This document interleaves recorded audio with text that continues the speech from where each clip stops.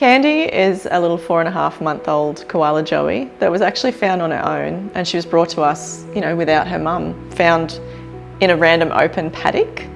And that triggered the rescue group to go, there should be a mum around here, like the joey of that size should not be on its own. And they saw one koala in their search, so they took a punt on that and they caught that koala, and thankfully that actually was Kandy's mum, Irwin. She's quite a special little girl to us. We didn't know at the time when she was brought in, but she had a microchip which identified her as a back young that came in with her mother about 18 months ago. And we weren't certain that it was Kandy's mum until we actually anaesthetised her on her own, and we were able to see that she has a nice stretched pouch. She had a mammary gland that matched the size that it should be for feeding a joey of that age, and it was in the same vicinity. So we knew pretty confidently, once we could identify those features, that Irwin was Kandy's mum. And that meant that we could go through the reuniting process. So Rachel, the carer that had the joey, brought it straight down to us. And reuniting a mum with a joey of that size really requires that the mum is anaesthetised and asleep, which was very nice and smooth and no stress to her. And then thankfully, her mammary gland was ready to ooze as much milk as possible. So that was like a bit of a sensory cue for the joey to go, this is the place I need to be. So we were able to, get the joey up to the lactating teat, let her have a little nuzzle around. And as soon as she latched onto that teat, we knew it was probably going to be a good outcome here. And from then on, we can start to weasel her into the pouch. And so that went as smooth as it possibly could. There was a little bit of fight from Kandy at first. She didn't really want the poking and prodding, but as soon as she found and she could feel that nice, soft, warm lining inside the pouch, she was straight in and there was no looking back. So the next stage of this transition is that we can transition her into something that's a bit more natural for her. So one of our areas that'll have koala uprights in it with lots of leaf. Again, minimal disturbance, but she can move around amongst uprights and leaf and act like a real koala, and we can just make sure that the pouch remains nice and tight and the joey isn't going to fall out.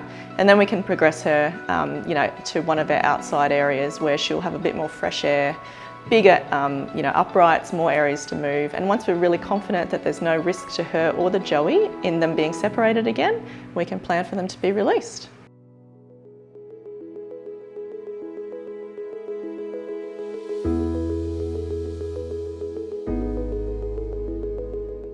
So the one thing that's really, quite interesting about this whole situation, so where she was released with her mum was literally 100 metres from where her joey was found.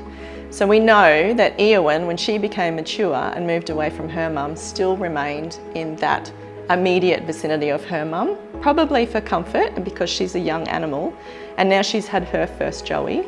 And she's kind of, hanging out with grandma. Like grandma's in that area, probably giving her some comfort to know that she's familiar with that environment. She knows the scent of her, her own mother.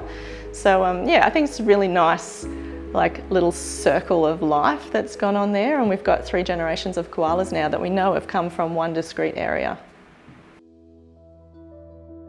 So we're not entirely sure why Kandy fell out of her mother's pouch.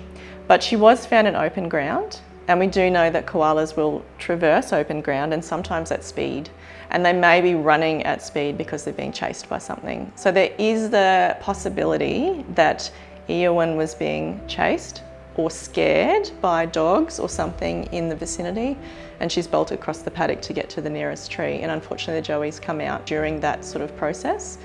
To keep koalas safe, they need habitat. They need to get off the ground. They need to be up in a tree. If they're in an urban environment, they need safe fences that they can move along the top of, or rails that they can get up quickly from the ground onto something safe like that. And I think if Irwin had that opportunity nearby, there's probably a good chance that joey would not have fallen out in the first place, because she probably wouldn't have been on open ground for that long period of time. So keeping koalas safe is all about habitat, responsible pet ownership, so making sure your dogs are kept inside at night, kept on a lead, or in an enclosure where if an animal gets in there, they can quickly escape. So having, poles that direct the animal to safety out of that enclosure quickly. Those things can make a massive difference to the lives of koalas where we live as well. So thankfully at this stage we are not thinking that Irwin's got any signs of chlamydia. She certainly looks beautiful and clean.